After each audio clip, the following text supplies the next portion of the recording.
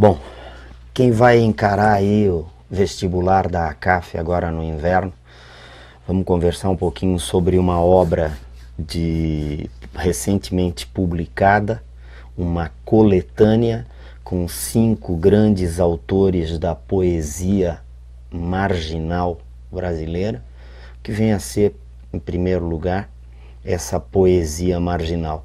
É uma poesia que, apesar de estar sendo publicada agora, é uma poesia produzida no final da década de 60, começo da década de 70, o apogeu da ditadura militar, aquele momento marcado pela censura, um momento marcado pelas torturas, pelos sequestros, né, por muita corrupção, e é a era do, entre aspas, milagre brasileiro aí. Os 5 poetas que participam, de certa forma,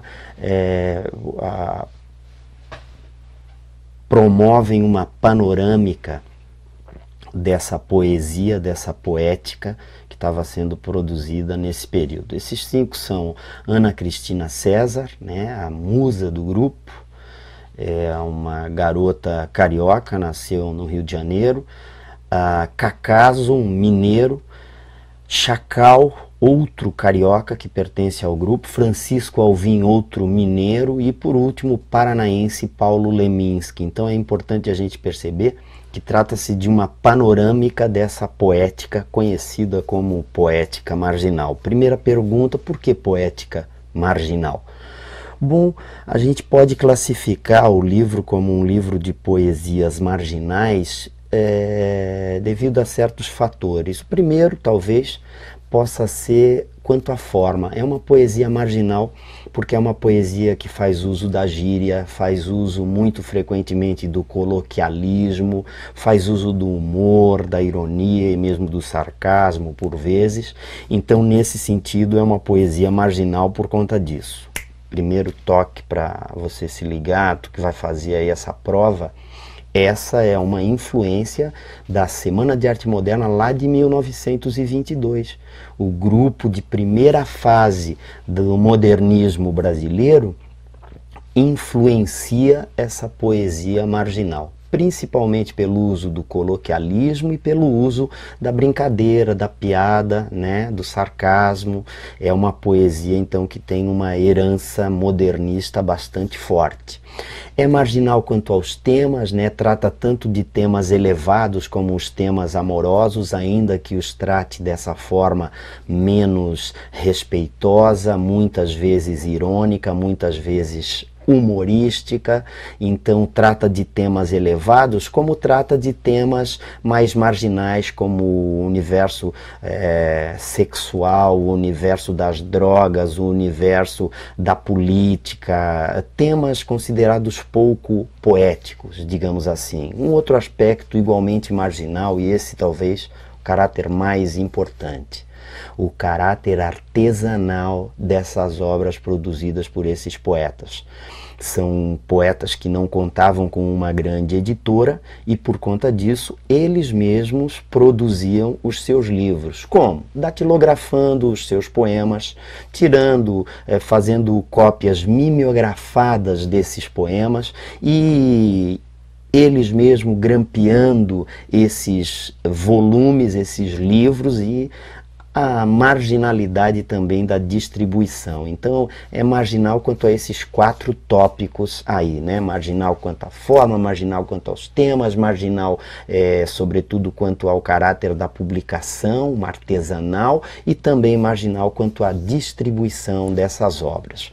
Um outro aspecto igualmente importante é que se vá para a prova percebendo, o livro tem 4 partes muito destacadas, e essas 4 partes elas funcionam assim como conjuntos temáticos. Elas selecionam em temas os poemas desses 5 poetas aí. A primeira parte, Sentir, é muito lento, é uma parte com diversos poemas de nomes de mulheres, é uma parte do livro dedicada à lírica amorosa, à ideia do do sentimento, a ideia do sentimentalismo, a ideia da hipersensibilidade, enfim, uma expressãozinha de um dos poemas, todas as velocidades e vacilos do coração nessa primeira parte do livro.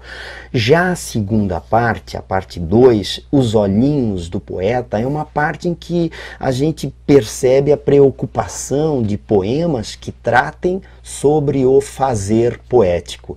Então são poemas metalinguísticos. Anota bem esse termo aí, são poemas que tratam do próprio fazer poético. Na parte 2 do livro, Os Olhinhos do Poeta, é o poeta diante da página em branco, querendo criar um poema sobre aquele sentimento, né? Sobre aquela visão, sobre aquela percepção que ele teve durante uma fração de segundo, né? Tá querendo materializar isso. Por isso que os poemas falam sobre, queria escrever sobre isso, como é que eu vou falar sobre aquilo, e assim por diante. A terceira parte do livro, Se o Mundo Não Vai Bem, né? Aí trata-se de temas mais do cotidiano, de temas do mundo daquela época, da industrialização brasileira, o Brasil do milagre econômico.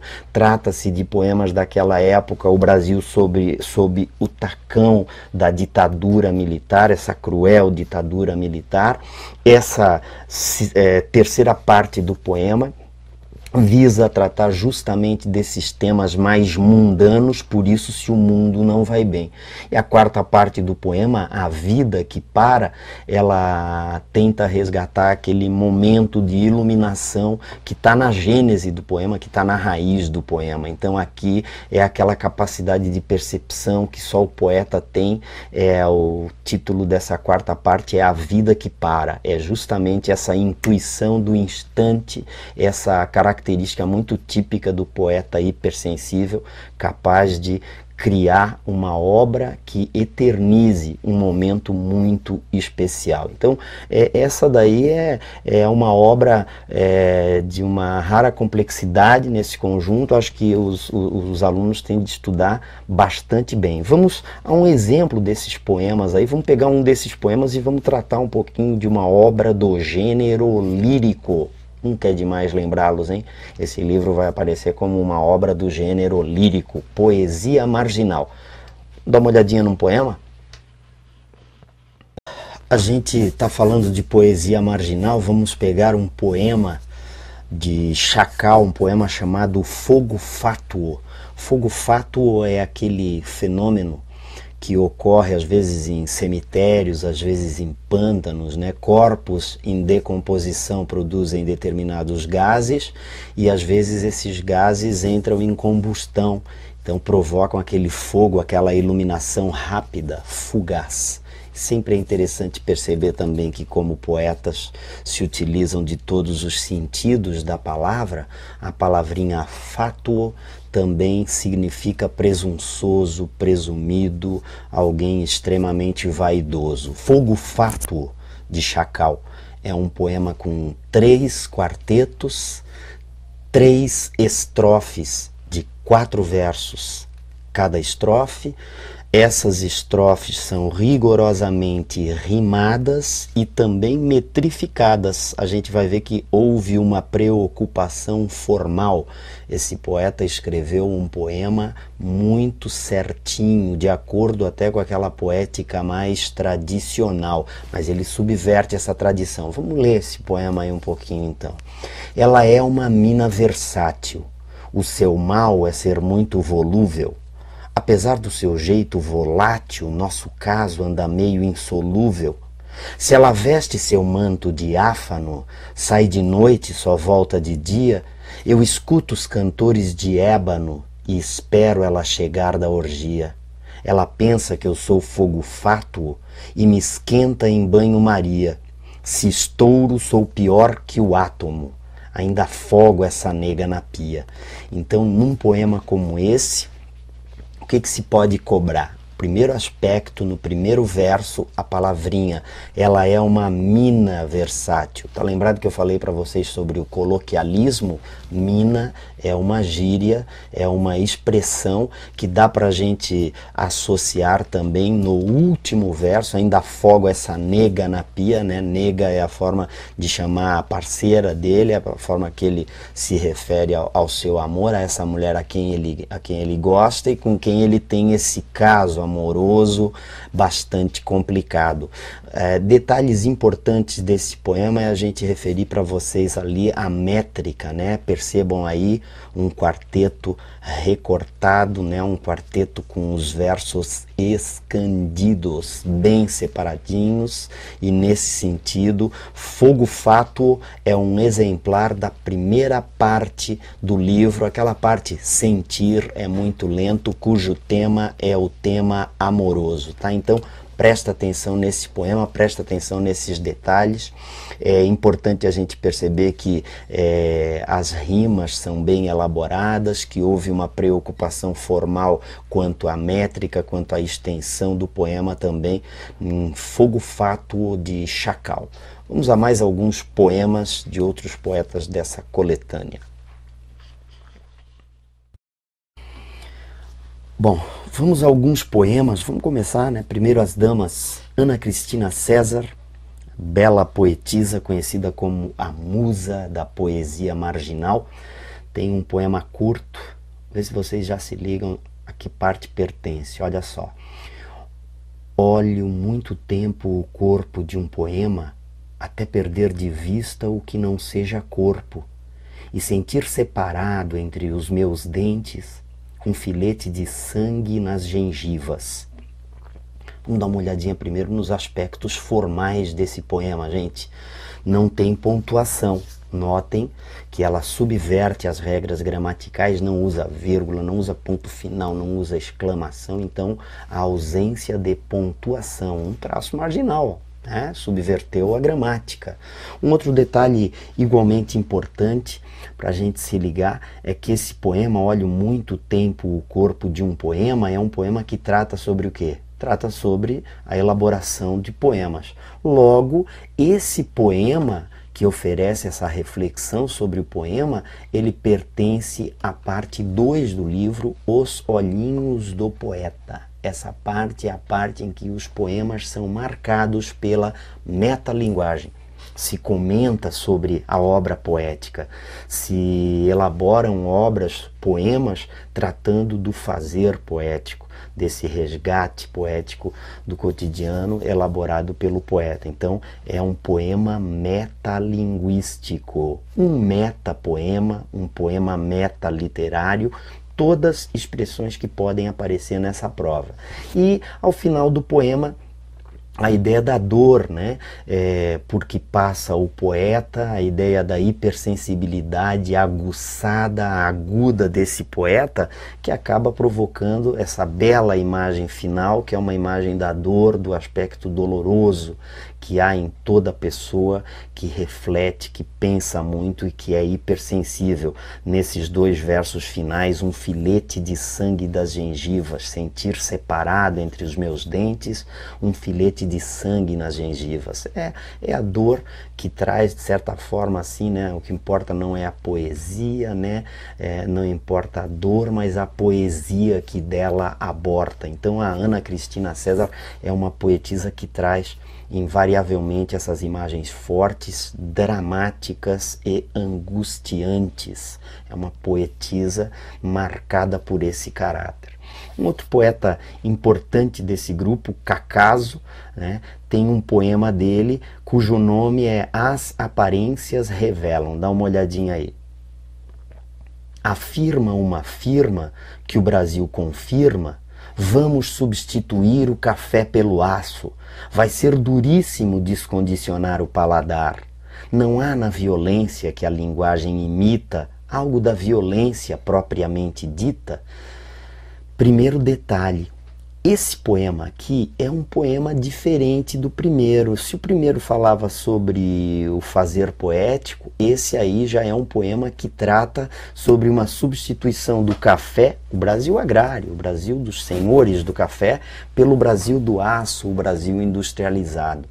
Olha só como esse poema aí já é um poema que pertence àquela terceira parte do livro, Seu Mundo Não Vai Bem. A gente percebe que pertence àquela parte porque trata de elementos mais terra a terra, elementos mais concretos, elementos mais desse mundo. É o poeta olhando para esse mundo que se industrializa e comentando que vai ser difícil um país agrário tornar-se industrializado assim, num passe de mágica. Vai ser difícil descondicionar o paladar, vai ser difícil tornar aquele camponês talvez um super operário. É nesse sentido que o poema comenta sobre isso e invoca também a violência desse processo, a violência desse processo retratada na violência da poética desses poetas marginais.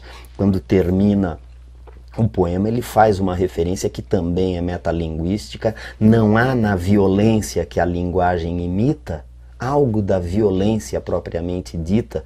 Seria mais ou menos o equivalente a dizer que a própria linguagem também pode ser muito violenta, a própria linguagem imita essa violência.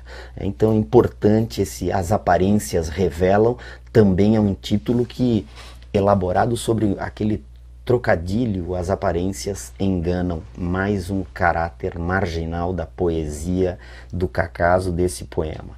Vamos pegar um poema do Chacal. Esse poema do Chacal, de nome Sara, é um poema com alguns traços diferenciados dentro dessas obras abordadas aí, publicadas em poesia marginal. Primeiro, uma lida no poema. Sara. Se Sara sarar do sarampo, Sara será sereia, pois Sara não é feia, embora não seja um anjo, merece um solo de banjo. Primeiro aspecto, poema que pertence à primeira parte do livro, Sentir é muito lento. O nome Sara é a musa desse cara, ele vai escrever um poema para a Sara. E a Sara, notem, não é aquela musa romântica, aquela mulher perfeita, aquela ideia de mulher perfeita, muito pelo contrário, não é linda. Entretanto, é importante a gente ressaltar que, apesar de não ser um modelo de beleza estonteante, Sara merece um solo de banjo. Nesse sentido, assim, de novo, aquela ideia humorística, tratando do tema amoroso, mas tratando do tema amoroso de uma maneira bastante leve. Eu queria chamar a atenção de vocês também para os dois primeiros versos. Se Sara sarar do sarampo, Sara será sereia. Opa, aqui a gente tem uma figura de linguagem. A repetição desses S's todos aí, nesses dois versos, provoca uma musicalidade, ainda que um pouco estranha, gente, mas é a musicalidade de uma figura literária que a gente chama de aliteração. Então, nesse poema aqui, o Chacal faz uso desse recurso poético, a aliteração. E ao lado disso, um detalhe marcante nesse poema, vocês notaram certamente, que o poema ele tem esses, se Sara sarar do, não é um o, é um pingo preto, é um ponto preto. Sarampo é outro ponto preto. Pois, outro ponto preto no lugar do o. Esse recurso é um recurso muito característico do concretismo, um movimento poético que também influenciou a poesia marginal. Já tem duas influências fortes aí na poesia marginal. Primeiro, o modernismo da primeira fase modernista brasileira. Segundo, a ideia do concretismo, que fazia uso dessas figuras, dessas outras imagens, ao lado do signo linguístico, imagens, ícones, e ali no nosso caso, esse poema, Sara, serve para a gente comentar isso, para a gente referir isso com presteza. Vamos a um poema do Francisco Alvim. Francisco Alvim é o mais velho dos poetas que participou dessa coletânea, e o Francisco Alvim tem um poema chamado Ulisses. Ulisses é uma referência clássica da literatura, hein? Ulisses é o nome de protagonista do poema épico Odisseia, de um grande poeta grego da antiguidade clássica chamado Homero, né? Acredita-se que tenha sido Homero que tenha escrito a Odisseia. Então, nessa Odisseia, a gente vê a figura do Ulisses. É um aspecto interessante do poema.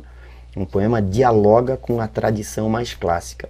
Além do que, Ulisses também é o nome do grande romance, o primeiro grande romance modernista da literatura universal, um romance de James Joyce, chamado Ulisses, né? E o poema é um poema igualmente curto, tem 2 estrofes. O poema é esse aqui: o búzio junto ao ouvido, ouço o mar apenas, quarteirão e meio de onde moro, prefiro ouvi-lo no búzio, calmo, calmo, no quarto, a vida que para, ouço o mar. Percebam que a vida que para diz respeito à 4ª parte do livro. A vida que para é aquele momento do poeta diante da poesia, aquele momento do poeta diante da inspiração, aquele momento que o poeta deseja resguardar e, para tanto, escreve o poema. É interessante a gente perceber também, gente, que essa é uma poesia urbana, aparecem poucas referências a elementos da natureza. É uma poesia da cidade, a poesia marginal é aquela poesia do gueto, né? É legal isso. E, nesse sentido, o poema do Francisco Alvim traduz isso. Por quê, professor? Olha só, ele ouve o mar, né, quando encostam o búzio, uma concha no ouvido, e ele prefere esse som do que deslocar-se até o mar que fica próximo da casa dele. Por quê? Porque ele prefere resgatar, ele prefere guardar esse momento calmo, calmo, dentro do quarto onde ele ouve um oceano. Então, é importante a gente perceber que nesse poema de Francisco Alvim a gente tem uma referência rara no livro ao mar. Ainda assim, ele não vai correndo, né, para sentir o pé tocando a areia, não, ele prefere guardar esse momento delicado ali no quarto, ouvindo no búzio, nessa concha, o barulho marinho. Um poeta igualmente importante desse grupo e uma grande expressão da poesia brasileira, Paulo Leminski, um poema dele que não tem título. Vamos dar uma olhadinha aí. Sombras derrubam sombras quando a treva está madura. Sombras o vento leva, sombra nenhuma dura.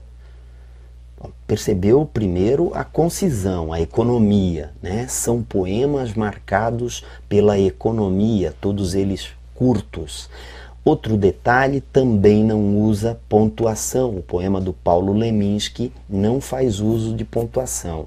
E um outro detalhe igualmente importante, é um poema que pertence também àquela 4ª parte do livro, A Vida que Para, é um momento especial. E nesse caso desse momento especial aí, é justamente o momento do pôr do sol. É o crepúsculo, é o sol se pondo, ele retrata esse momento justamente naquela hora quando a treva está madura, é quando a noite está descendo, ela acaba derrubando as sombras que a luminosidade do sol poderia ter constituído.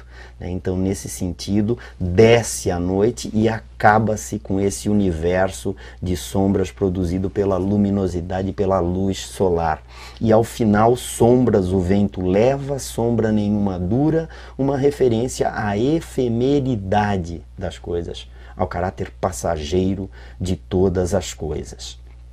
Eu espero que vocês deem uma olhada em um bom resumo. É um grande livro de poemas, né? Resgata grandes poetas da década de 70 e é interessante que é uma poesia que registra esse cotidiano, né? Esse cotidiano de um Brasil que se urbanizava, de um Brasil que abandonava a lavoura do café e que assumia esse papel de urbanidade tão caro ao universo modernista. Esses poetas marginais, de certa forma, acabam dessa maneira bastante espontânea, dessa maneira bastante marginal pelo caráter artesanal da sua poética, eles acabam retratando esse longo processo brasileiro. tá? Um abraço grande, uma boa prova para vocês. Espero que essa aulinha aí ajude vocês que vão enfrentar essa peleia braba aí, que é o vestibular. Boa sorte para todo mundo.